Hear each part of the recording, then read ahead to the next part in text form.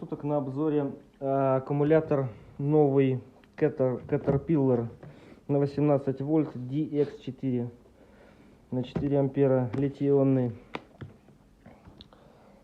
Вот вендор, 72 ватт на час, естественно запечатанный с документами. Поставляется вот в таком вот виде. Новое. Крайне рекомендуем покупки. Спасибо за внимание. Хорошего дня.